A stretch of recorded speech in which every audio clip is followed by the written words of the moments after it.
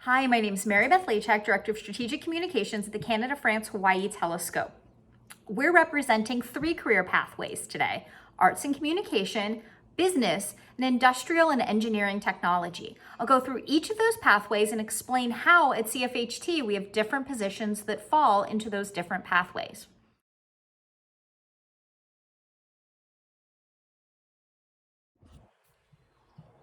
Classes in high school that you should take to work at an observatory really depends on what kind of job you want to do.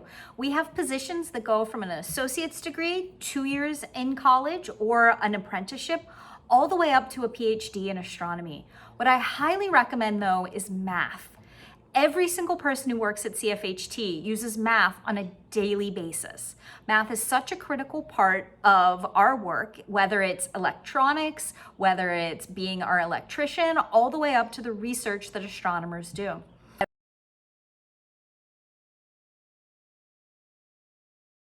Business pathway.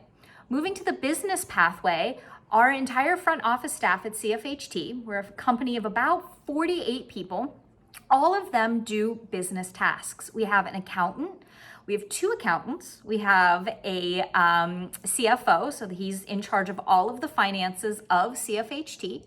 We also have administrative assistants. Their jobs include processing reimbursements, paying our credit cards and our bills, making sure that when we do travel, that we're able to have flights. They book hotel rooms. There's a huge variety of jobs that our administrative assistants do.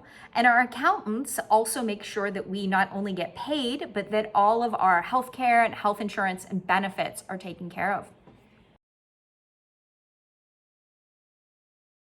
And engineering technology, and I'm going to throw science in there as well.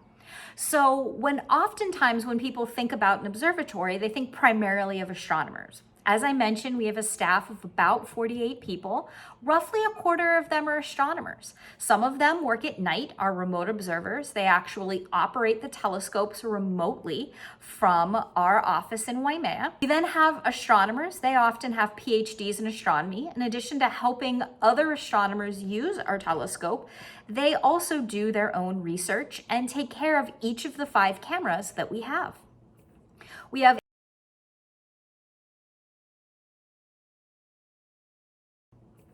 We have a large operations group. Our operations group are the people who maintain the summit and the telescope on a regular basis. So their job before COVID, they would go to the summit about 4 days a week. They did roughly 4 10-hour days. And these positions include our electrician, mechanical technicians, engineers, and their jobs are to make sure that the telescope and the facility are always ready to observe.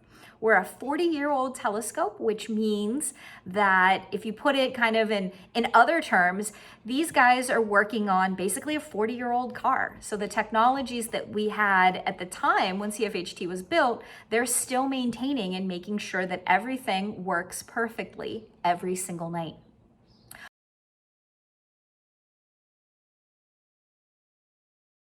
Our engineering group is responsible for our cameras. CFHT has 5 cameras. Each of them is essentially a digital camera that looks at space in a different way. Our engineers make sure that all of these cameras are operating properly. They're unique in the world. So if one of them has any sort of issues, it's entirely up to them to figure out how to fix it.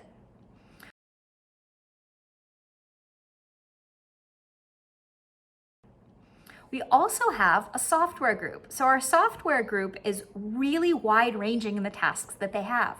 They run from a systems administrator who will help me when my email's not working or jumps in if one of the servers at work go down, all the way to computer programmers and software engineers who build and design the really unique computer programs that are needed to operate our telescope.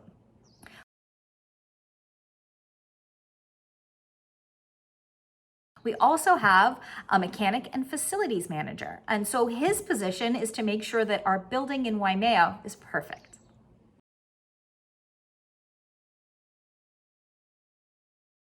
Arts and communications. That's a lot of my position. So as Director of Strategic Communications, my job is to explain astronomy to people. Now, I have a degree in astronomy and astrophysics and a master's degree in educational technology.